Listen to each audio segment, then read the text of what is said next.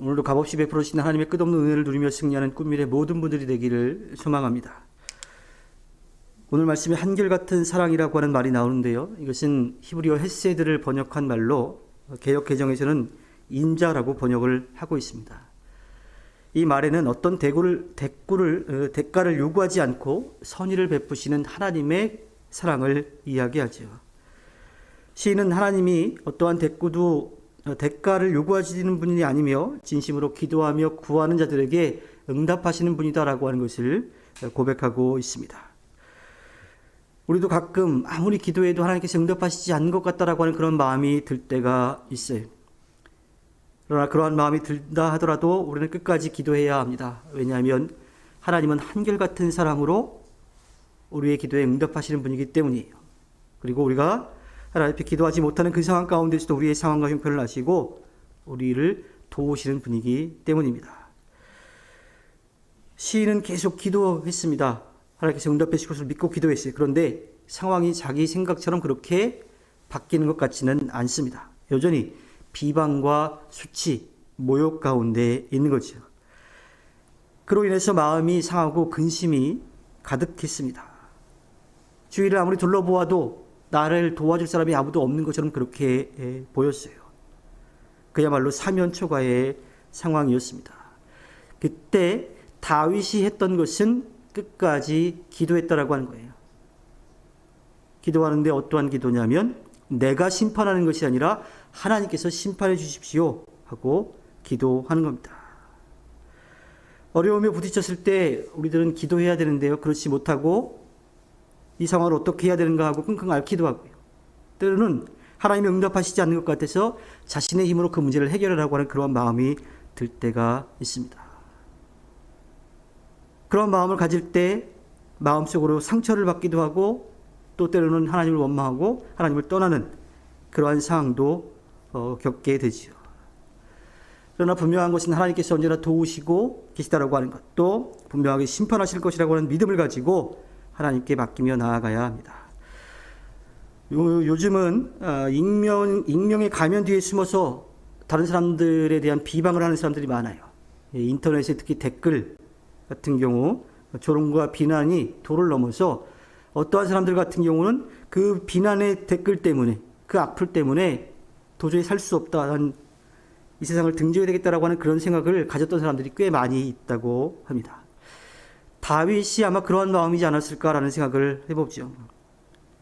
다윗을 얕잡아보고 조롱하는 그 대적들 때문에 다윗의 몸과 마음은 완전히 지쳐 있었을 겁니다.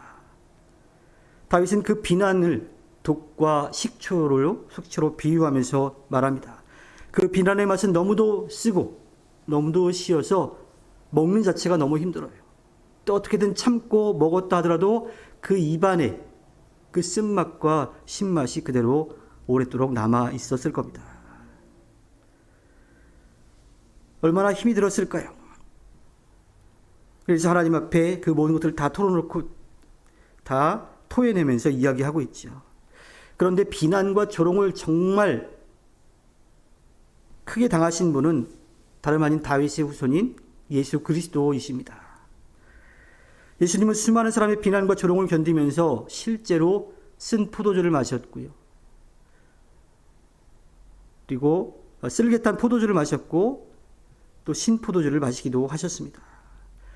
예수님은 우리의 죄를 용서하시기 위해서 우리가 당하는 비난과 수치를 감당하기 위해 실제로 쓰고 신 고통을 감당하신 겁니다. 예수님이 겪었던 그런 일들도 우리에게 분명히 다가올 거예요. 그런데 예수님이 하셨던 것처럼 우리도 그 일을 해내야만 합니다. 물론 그 일을 하는 일이 너무 힘들죠. 우리의 힘으로 할 수가 없어요.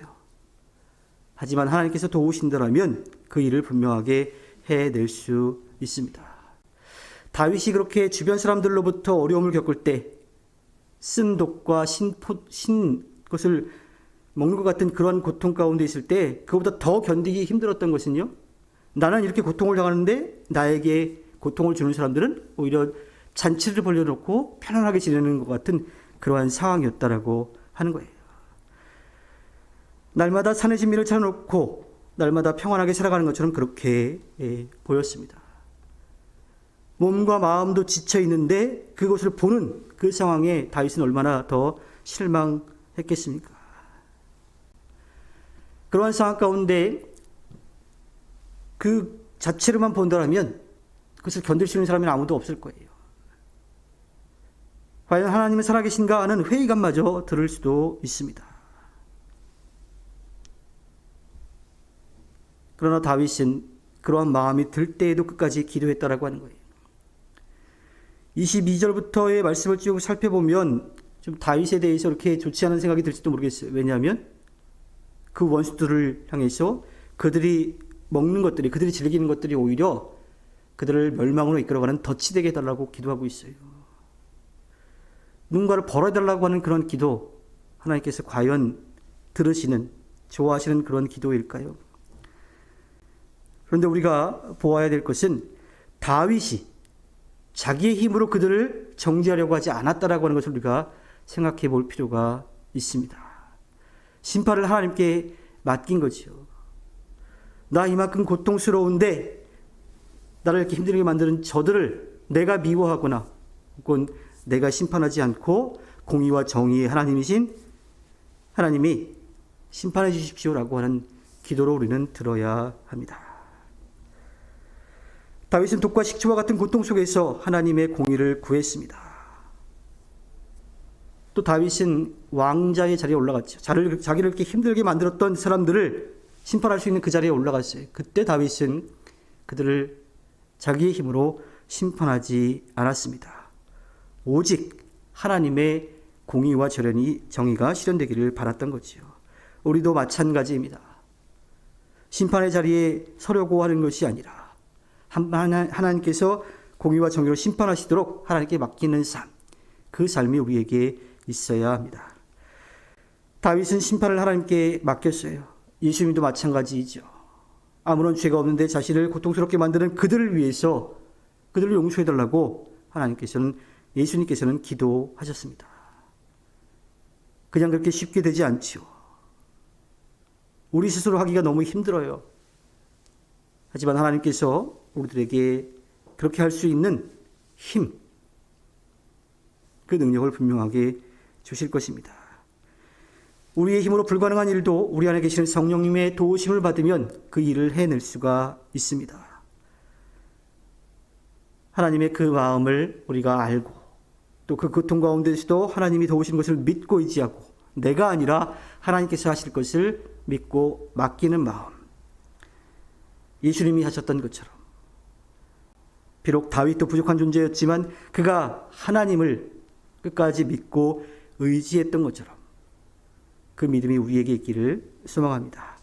하나님께서 허락해 주신 오늘 하루를 살아갈 때 언제나 우리를 사랑하셔서 우리를 도우시는 그 하나님을 의지하여 또 하나님께 맡기며 승리하는 꿈미래 모든 분들이 되기를 주님의 이름으로 부탁드립니다. 기도하겠습니다.